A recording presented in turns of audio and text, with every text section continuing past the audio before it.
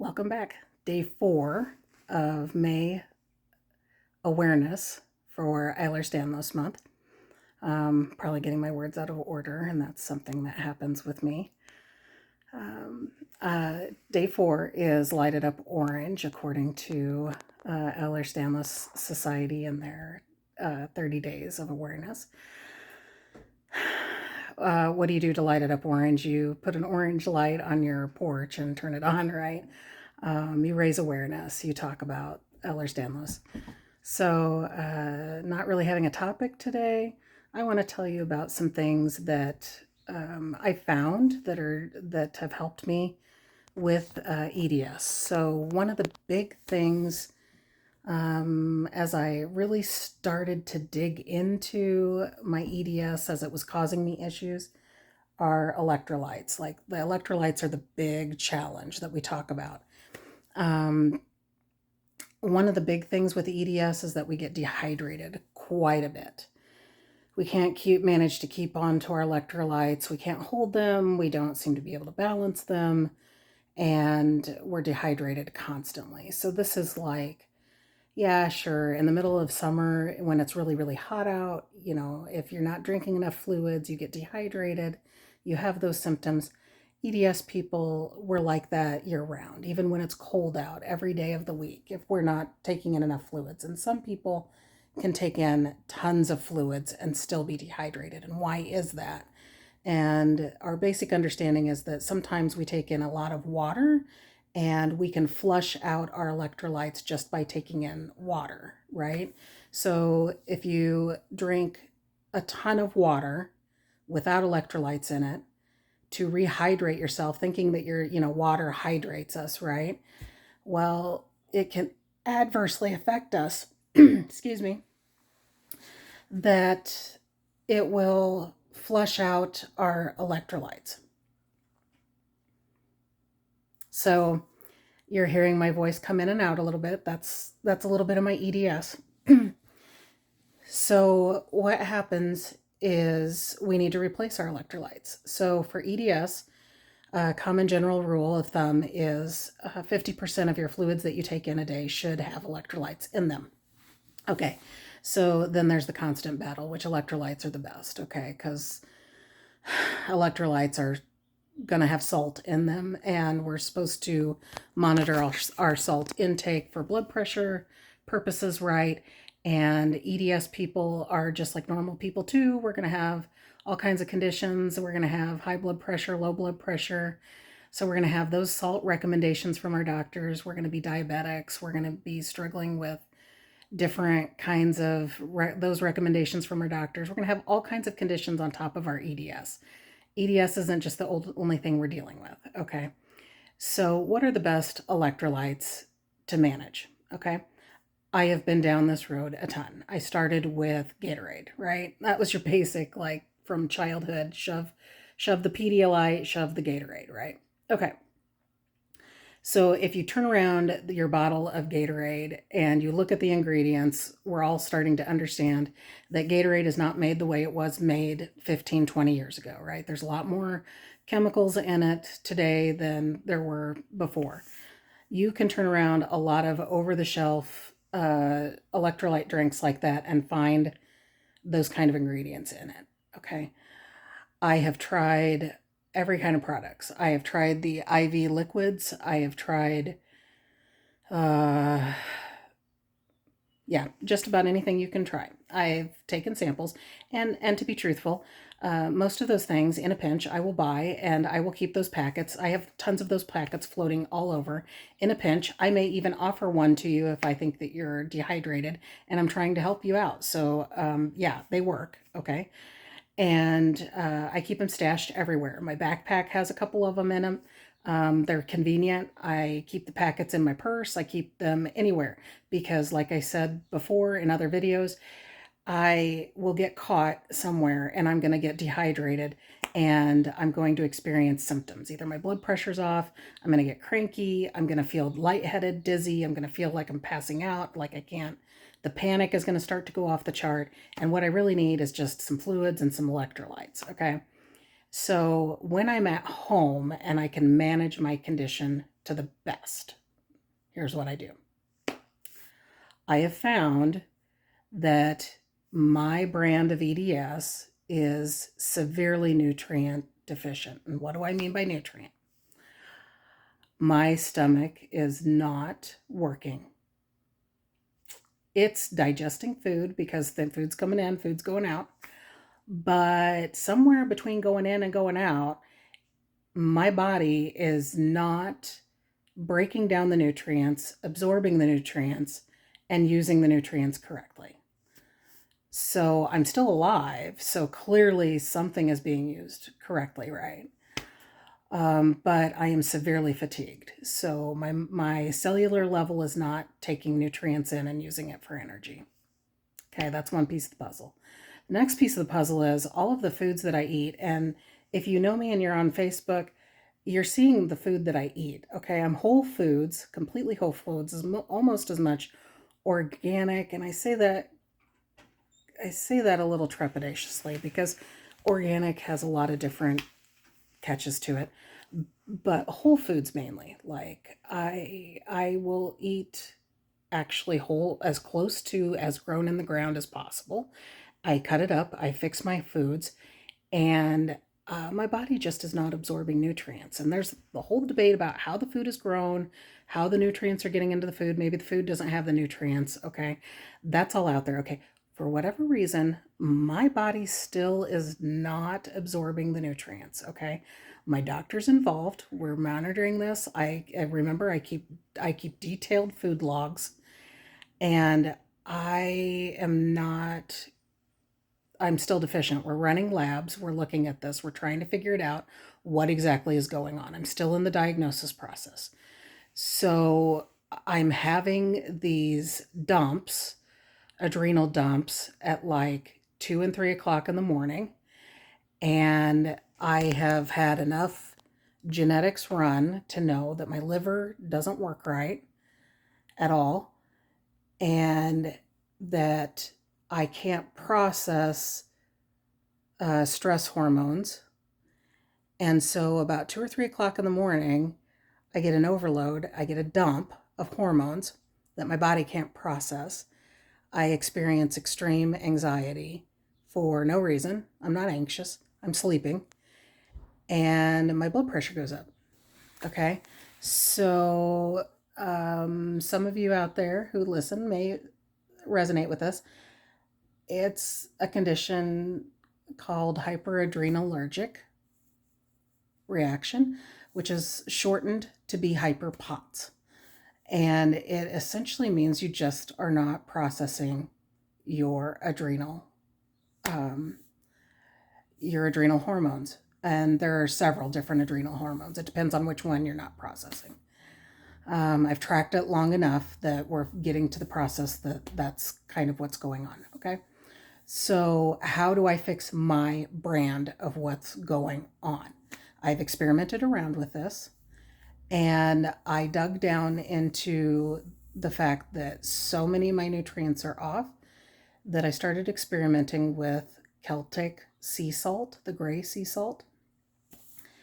And I sprinkle a little bit of it on my salads when I make my salads. And I make sure to crack fresh pepper, black pepper, on my salads. And then when I make my foods, I make all of my bread myself, and I use the gray sea salt in my foods. When I'm cooking for my family, I put the Celtic sea salt in my family. It has a blend of all these minerals in it, much more than just our table salt with the iodine. And I have noticed I'm not getting the adrenal dumps as bad. So I'm not getting my dizziness necessarily. I went from having to use my electrolytes every day to maybe once or twice a week. Okay, so the cost of the electrolytes is expensive. I've been able to back it down by having a clean diet, using the Celtic gray sea salt in my foods, and I removed caffeine. because I know for me, I can't process my my adrenals very well. So I had to remove the caffeine. So the teas that I drink are not caffeinated, unfortunately.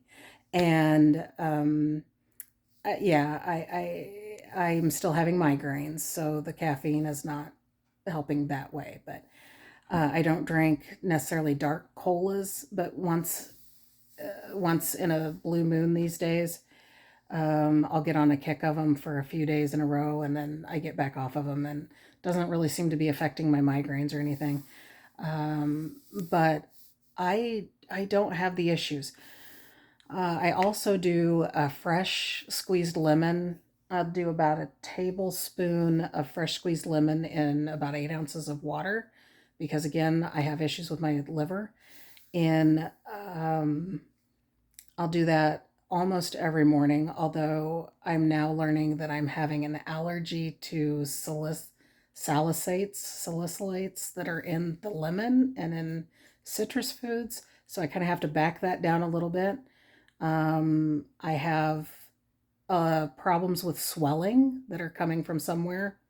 We're not sure where the swelling is coming from. That has helped my swelling issue. Um, it's a multi-process. It helped for a while. Now it's not helping as much, so I have to kind of reattack that again. So things that work one day don't always work every day. Based on the weather too. When the weather starts going crazy and up and downs, things don't work all the time. So these are some of the ways that I balance my electrolytes. When it gets hot, when the weather goes from cold to hot, like we're heading from winter into spring, and we go from a 60-degree day into an 80-degree day overnight, I kind of have to stay inside in the air conditioning, and it seems really stupid to spend that money on air conditioning. But my body does not transition well. I will actually end up in a puddle on the floor, passed out, because I can't handle that big of a temperature difference. I was in the car driving down for 3 hours to my family, and the weather turned and it got really hot in the car, and I ended up with a rash, a heat rash, a sun rash, all the way down my body. It was uncomfortable because just the heat intolerance. These are the things. Yeah. So you don't know when the things are coming. You know there are things. They just happen. It makes life uncomfortable, and you got to plan for everything. Uh, and my bag was not packed with the things I needed for that rash, because my phone, for whatever reason it is, I have the weather app that every time I read the weather, I just don't even trust it anymore because it will say that the weather is going to be 68 degrees, and I plan for 68 degrees, and I start my day, and I get in my van and I go, and before you know it, it is not 68 degrees, it is 82. So I don't even plan for that anymore. I plan for like a 20-degree range of temperatures, and that is what I do. I dress in layers. I am overweight and I feel completely uncomfortable wearing my compression leggings, but my compression leggings are about the only thing that has saved me being able to continually walk and keep my blood pressure under control, to keep me from fainting, to keep me moving, to keep my electrolytes in balance. I mean, like, it's a whole thing. I have to start in the morning and plan for the entire day. And if I allow myself to just be normal for a day and go with the flow,